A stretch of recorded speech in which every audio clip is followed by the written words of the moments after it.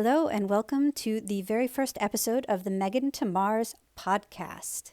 I have with me today Aimee, and we're going to be going over a bunch of really cool things about the space industry. Well, cool things that come from the space industry brought to you. So, Aimee. Hi. So, Aimee, as you can tell from her room, is a bit of a space enthusiast. And has all the memorabilia, but not all of it. Nobody has all of it.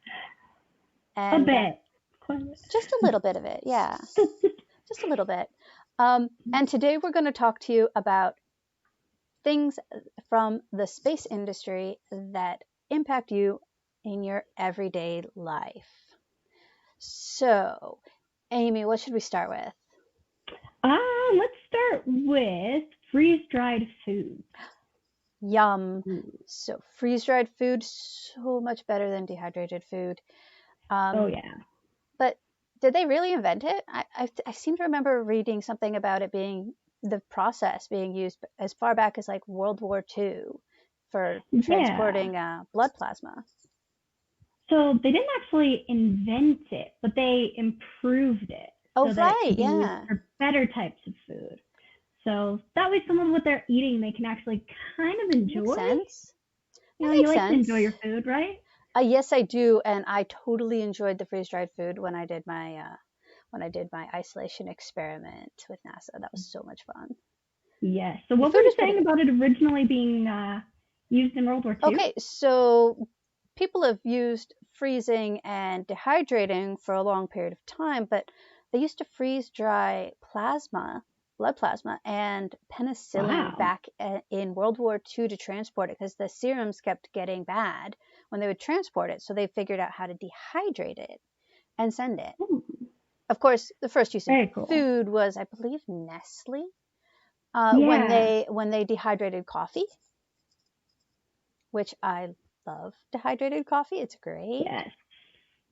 Yes, so, it is awesome. Not invented by, but perfected in the space industry. And a lot of the benefits of that are that it can be preserved for a whole lot longer. So when you go to Mars, Megan, I'm sure you'll be eating a lot of that freeze-dried food. Yeah, and until we can grow our own, and we'll probably preserve stuff that way. One of the other cool things is it reduces it to about 20% of its original weight, depending on how much water was in it originally. So it's a lot lighter. So even though it takes up bulk, it won't take up weight. And do you know what the most expensive thing to put into space is? What is it? Mass. Huh? It's what? 10,000 a kilogram? Yeah. I think SpaceX is offering a deal for 5,000 a kilogram or something like that. But that's on their reusable, their second use Falcons.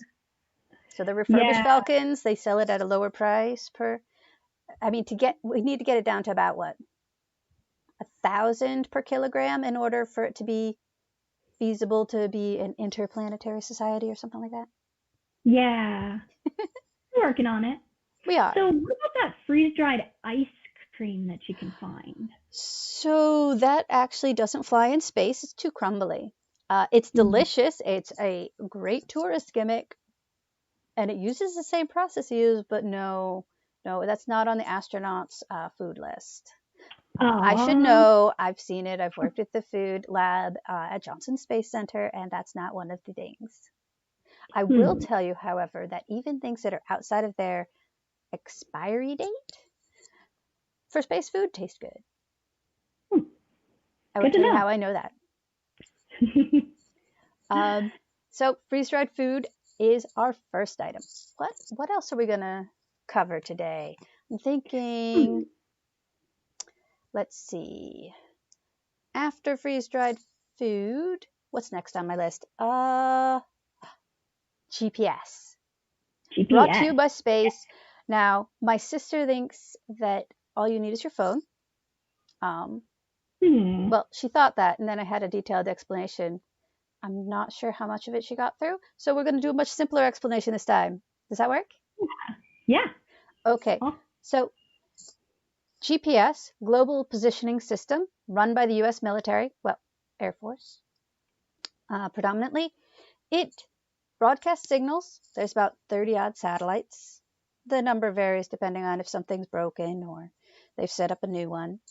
They have to keep replacing them because they do die. And you need to be in communication. Your phone needs to be in communication with 4 satellites or other GPS-enabled device. 4 satellites in order to accurately determine its position. Now, your phone does have software which allows it to guess its position based on your last known position if it loses communication with one of the satellites. So if you've ever wondered why you bounce around, especially in like a city or something, if you're not getting all your signals or the signal is reflecting off a building or something, that's what causes your GPS to think you're like way over here or here or here. Usually it can detect your location within about a meter of where you are. Oh, yeah. Yeah. Yeah. That's normally what it does. The really precise ones can even get within a couple of inches. Fascinating. Actually, if you are using the unlocked GPS, and you can get it down to the centimeter. Wow. When I was working in the landfill industry, just out of college, we were using GPS-enabled sensors to record the positions of like the elevations of the landfill because it settles. The things settle. So we were using that to generate the AutoCAD maps. So we would place it in the same place and we would take the reading. And we would be able to calculate all sorts of interesting facts that way. So you can use it for surveying, and they get it down to like centimeter level. But that's if you're like recording the same thing over and over again. Like, you know, most of the positions, you just go back to the same location and you measure the difference. Fascinating. I bet most people didn't know that you need at least those 4 satellites too. Oh, I know. There's really complicated math that tells you why you need 4. If you have 3, because that's what people usually think when you say triangulate your position, what you end up with is, mathematically, you end up with an ellipse which has 2 points in it. And you could be at either of those 2 points, and you have to use a timing calculation from the 4th satellite to determine which of those 2 points you're at. I'm not going into the math. We can do a later episode on GPS. Yeah, let's do that. We'll keep it simple for today. Yeah, let's keep it simple because we have to get through a few more items. What's next on our list? Ooh, baby formula. Baby formula. So they didn't actually invent the baby formula, right? Baby formula has been around for a long time. Yeah, baby formula has been around for a long time. What they did is they funded a study for a enriched nutrient supplement that they wanted to use in space food. It didn't pan out, but the result of that study that NASA paid for is in 90% or something like that of all baby formulas worldwide. Yeah. So what it does is it like basically enriches it so that your newborn gives you more nutrients. Yeah. Yeah. And so they added things like DHA and ARA. Yeah, they added alphabet soup. That's what we think of, right? When we look at this, well, any industry and its acronyms, we go alphabet soup. Yep. Basically, it's a very important nutrient that we all need. Yes, they added really important nutrients, and it's amazing how quickly it spread. I mean, I was able to find baby formula with it when I was living in sub-Saharan Africa in the Peace Corps. Literally, you could buy baby formula. Most people didn't have the money to buy baby formula, but they could. That's pretty cool. Yeah. So even in the third world, it's available. Yeah. That actual food technology was inducted into the Space Technology Hall of Fame in 2009. That's cool. Yeah. we'll have to take a look at what else is in the Space Technology Hall of Fame later. Yeah, that would be a good one. That would be a good one. After baby formula, we have, let's see, thermometers, inner ear thermometers. Oh man, remember when we were little and we had to like put the thermometer under our tongue for a whole minute and wait, and we were too the mercury ones. And then it got better when they had the digital ones. The digital ones are good, and I have a couple of those. I also have an inner ear one, and it works great.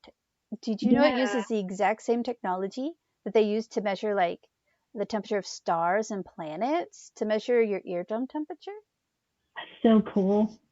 And it's like almost instantaneous that you can get a reading as well.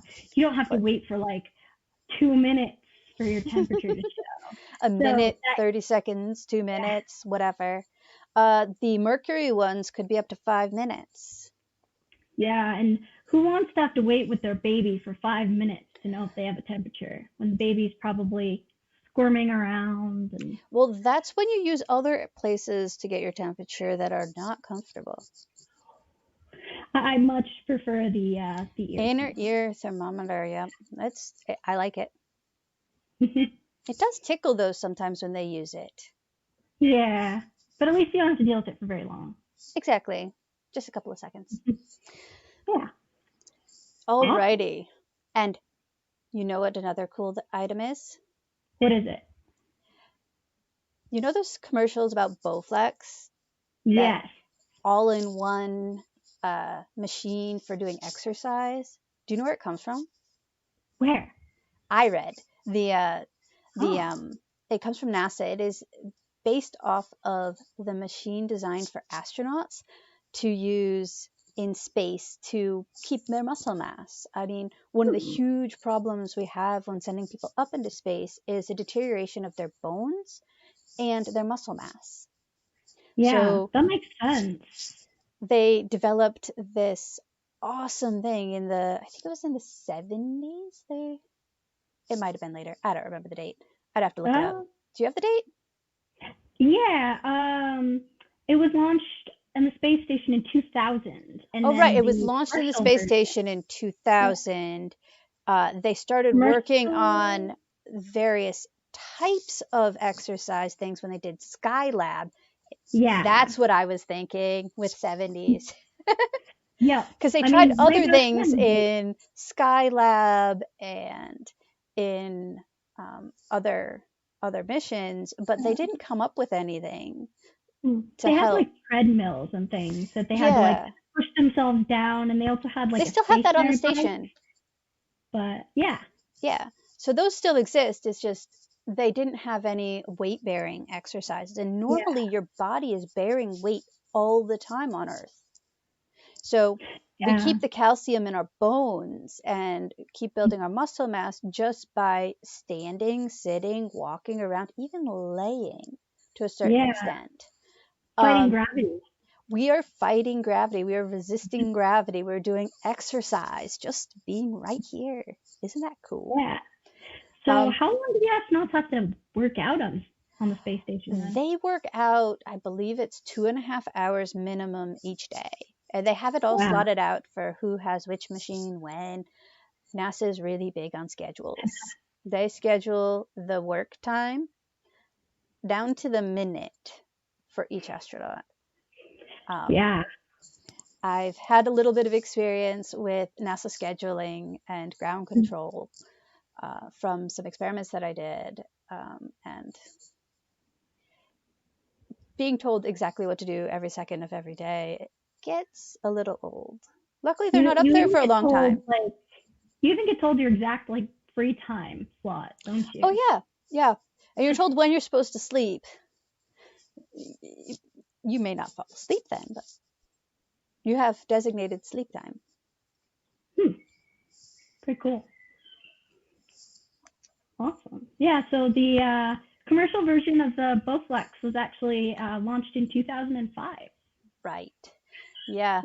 And all sorts of commercials and things. It's one of the few almost direct correlations between what they developed in space and what everyone has, what everyone sees. Yeah. I mean, if you see a picture of the one in space, obviously the one here on Earth is simpler because it doesn't have to counteract zero G. You don't have all the straps and stuff to keep yourself tied to the machine. Yeah. Not needed because we have gravity tying us to the ground.